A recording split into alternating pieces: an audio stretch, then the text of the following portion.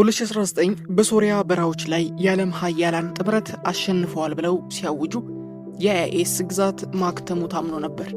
መሪው አቡበከር አልባግዳዲ መሞቱ ተነግሮ ነው። ነገር ግን ይህ ስም ዛሬ ድረስ አልጠፋም። ይልቁንም ልክ እንደ ጠላት ተለውጦ ካሸዋማ መካከለኛው ምስራቅ ወደ ለምለሙ አፍሪካና ራቅ ወዳለችው አውስትራሊያ እያለፈ ይገኛል። ዛሬ አዲሱ የግጭት አውድማ አፍሪካ እንደምትሆን ይጠበቃል። በአህጉራዊ ቅርንጫፎች የመንቀሳቀስ ስልቱን ሙሉ በሙሉ ቀይሯል። በቅርቡ በአውስትራሊያ ቦንዲ የባህር ዳርቻ የተፈጸመው ጥቃት ለዚህ አንደኛው ማሳያ ነው። ጥቃቱን የፈጸሙት አባትና ልጅ መሆናቸውን ዓለምን ያስደመመ ጉዳይም ሆኖ አልፏል። በሶሪያ እንደዚሁም በኢራቅ የተረፉት ተዋጊ ቁጥሯቸው ከ3000 እንደማይበልጥ ተነግሮ እንዳለፈ ይታወቃል። ይሁን እንጂ በተቃራኒው በአፍሪካ ወደ 8000 እስከ 12000 ተዋጊዎች እንዳሏቸው ዛሬ ላይ የሚገኙት መረጃዎች አመላካች ናቸው። የምዕራባውያን ወታደሮች ከሳህላ አካባቢ መውጣት የፈጠረው የቀጠናውን ቀውስ እንደ አዲስ አባብሶታል። በዲሞክራቲክ ሪፐብሊክ ኮንጎ አይኤስ ክርስቲያኖችን ኢላማ ሲያደርግ ቆይቷል። አማራጮች 3 ዋና ዋና ኢላማዎች ነበሩ። እስልምና እንዲቀበሉ ማስገደድ፣ አሊያም ግብር ወይም ደግሞ ጂሃድን ማስከፈል፣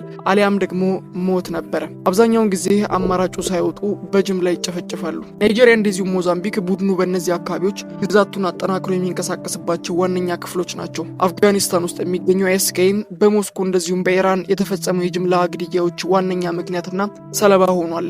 የገቢ ምንጩ ከዚህ ቀደም እንደሚነገረው በአካባቢው በሚሰበሰቡ ህዝባዊ መዋጮዎች ወይም ደግሞ ግብርና ዘረፋ እንዳሉ ጭምር ይነገራል። ዛሬ ላይ አይኤስ በጦር ሜዳ ብቻ አይደለም እየተዋጋ የሚገኘው። በሶሻል ሚዲያ በሚረጩ መርዛማ ፕሮፓጋንዳዎች የለጋ ወጣቶችን አይምሮ እያጠበ ነው። ቢቢሲ ሞኒተሪንግ እንደሚለው ቡድኑ የቀድሞውን ያክል ጠንካራ ቪዲዮዎችን ማውጣት ባይችልም እንኳን አሁንም በቲክቶክ እና በፌስቡክ ላይ የበይነ መረብ ደጋፊዎች ሰራዊት አለው ብለዋል። ጥቃቶቹ እንደ ስኬት በመቁጠር በትክክል ያልተደራጀ ወጣቶችን በቡድን ስም ጥቃት እንዲፈጽሙ ያነሳሳቸዋል።